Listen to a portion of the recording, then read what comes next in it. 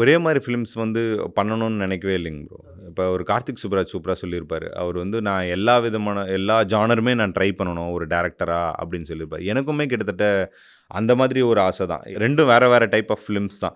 இங்க இங்க இது வேணா இவங்களும் சொல்ல முடியாது, அது வேணா அவங்களும் சொல்ல முடியாது. அந்த அந்த அந்த பேலன்ஸ் தான் வந்து நம்ம தமிழ் சினிமா வந்து வேற ஒரு தளத்தில வச்சிருக்குது அப்படின்னே சொல்லணும்.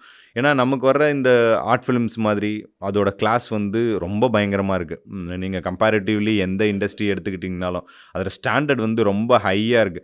ஏன்னா நீங்க பெரிய ஹிந்தி டைரக்டர்ஸ் இப்போ அனுராக் கஷ்யப் கூட அவர் என்ன சொல்றாருன்னா, நான் எங்கேருந்து நான் என்னோட ரூட்டடான விஷயங்கள் எடுக்கிறேன்னா, அவர் பாலா கிட்டேருந்து எடுக்கிறேன், சசிகுமார், சுப்பிரமணியபுரம் இதுலேருந்து பார்த்துட்டு, இவங்க பாலாவோட நான் கடவுள் பார்த்துட்டு, என்னடா இது நம்ப பொறந்து வளர்ந்த ஊர் பனாரஸ். பனாரஸை நம்ம கூட இந்த அளவுக்கு இது பண்ணவே இல்ல.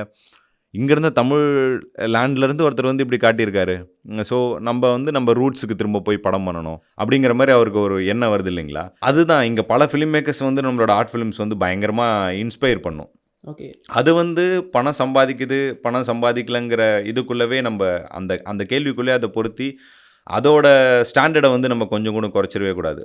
உங்களுக்கு மேபி ஒரு சில பேர் பணம் சம்பாதிக்கணுங்கிற எண்ணத்தோடவும் அதோட மட்டும் வந்திருக்கலாம். அவங்களுக்கு இதெல்லாம் கம்ப்ளீட்லி டிஃப்ரெண்ட். அதை பற்றி நீங்கள் அதை பற்றி கருத்து சொல்லணும் அப்படிங்கிறதே வந்து கிடையாது. இப்போ ஒரு சில பேர் வந்து நான் இப்படிப்பட்ட ஃபிலிம்ஸ் தான் பண்ண போகிறேன், நான் எத்தனை நாள் நானே இல்லைனாலும் என்னோட ஃபிலிம்ஸ் வந்து இன்றைக்குமே மகேந்திரன் சாரோட ஃபிலிம்ஸை பற்றி நம்ம பேசுவோம், பாலமகேந்திரா சாரோட ஃபிலிம்ஸ் பற்றி பேசுவோம். ஏன்னா அன்றைக்கி அவங்க அந்த ஆர்ட் ஃபார்முக்கு வந்து ட்ரூவாக இருந்தாங்க. அதை தான் என்னோட மோட்டிவ் அப்படின்னு லைஃப்பில் எடுத்துகிட்டு வராங்க. அப்படின்னு இப்போ ராம் சாரோட ஃபிலிம்ஸ் நம்ம என்றைக்குமே பேசுவோம். ராம் சார் சூப்பராக சொல்லுவார் ஒரு இடத்துல வந்து சொல்லும்போது, வெற்றியை வந்து என் வெற்றியை வந்து நீங்கள் வந்து நிர்ணயம் பண்ணாதீங்க, எது வெற்றின்றதை நீங்கள் இது பண்ணாதீங்க. காரில் போனால் தான் உங்களுக்கு விக்ட்ரினா எனக்கு பைக்கில் போகிறதே விக்ட்ரி தான்.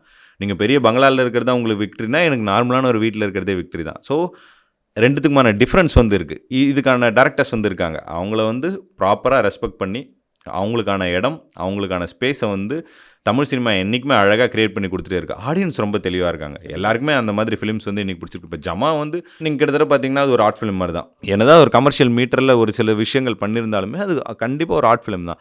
அந்த ஆர்ட் ஃபிலிம்க்கு இவ்வளோ பெரிய ஸ்பேஸ், இவ்வளோ பெரிய ரெகக்னிஷன் ஆடியன்ஸ் வந்து கொடுக்கும்போது ஆடியன்ஸ் ரொம்ப சூப்பரான ஒரு ஸ்டேஜில் இருக்கிறாங்க. அப்போ அதை வந்து ப்ராப்பராக இது பண்ணணும். இந்த பாக்ஸ் ஆஃபீஸ் ஃபிலிம்ஸுன்றது அது தனி. இந்த இண்டஸ்ட்ரியே வந்து நடத்துறதுக்கும், இந்த இண்டஸ்ட்ரி வந்து ரொம்ப பயங்கரமாக இயங்குறதுக்குமே வந்து அந்த பாக்ஸ் ஆஃபீஸ் ஃபிலிம்ஸுன்றது வந்து ரொம்ப முக்கியமானதாக இருக்குது. ஏன்னா ஒரு ப்ரொடக்ஷன் ஹவுஸுக்கு வந்து ஒரு பெரிய பாக்ஸ் ஆஃபீஸ் ஃபிலிம் ஒன்று வரும்போது அதன் மூலமாக ஒரு 4-5 டேரக்டராக அது வந்துருவாங்க.